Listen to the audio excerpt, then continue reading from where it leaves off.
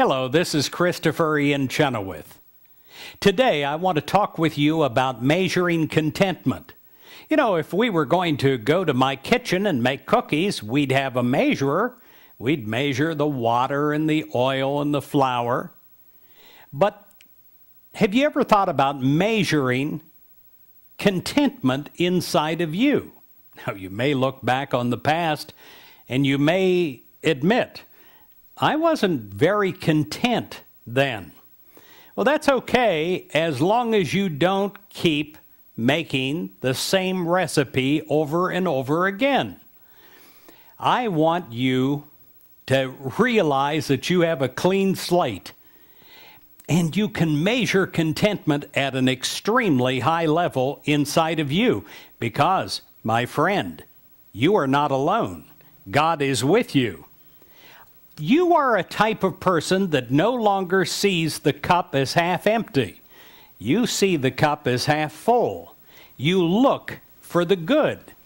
Looking for the good causes your contentment to rise. Now, for all of you around the world that ordered our gratitude calendars, I urge you to get started with this. This is the whole reason for the system. It is to raise contentment. As you look at and look for the good, you look on the bright side of life.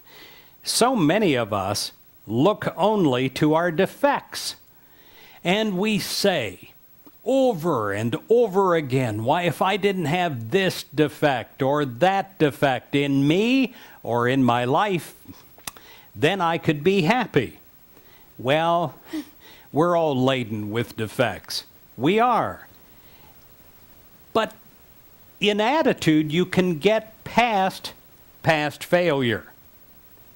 Listen to this, my friends. We succeed in enterprises which demand the positive qualities that we possess. But we also excel in those that use our defects. Now, you might not have ever thought about that, but it is very true. Let me tell you something that I haven't shared with you before.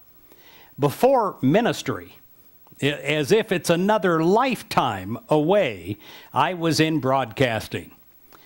And what separated me from other broadcasters and made me a success was a defect. I was told, as I kept slurring words over and over again in my early career, when I went to a specialist, I was told that I had something called a lazy larynx, that unless you have enough air behind your words, it slurs or it doesn't come out right. Well, I would bring in the air and I would individually speak every word, and because of that, everyone could understand me. Even people at the back of the room or at the farthest away from the radio or TV, they could understand what I was saying. Therefore, it caused me to have success. When you use your defects and realize that there is a positive way, the glass is half full, and there is something that you and God can do with your defects, well, then you'll find not only new success, but new contentment in you. You'll realize that you're unique and you're special. So, my friend, I ask you today to use your defects as well as your talents, as well as your perfections. Use everything, and you'll find that it is an answer to your lifelong success. My friend, God can turn everything around in you. Use every part of you. Just like if we were making cookies, we'd use every part of the recipe. Otherwise, the recipe wouldn't come out right. You are special. You are unique. You're an individual. You're a God creation.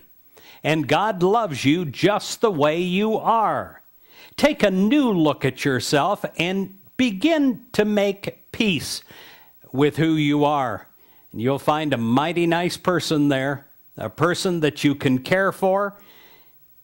My friends, one last thought. People often love you more for your defects than they do your perfection. They love your little quirks, the special things that you do that nobody else does. Use them to your advantage.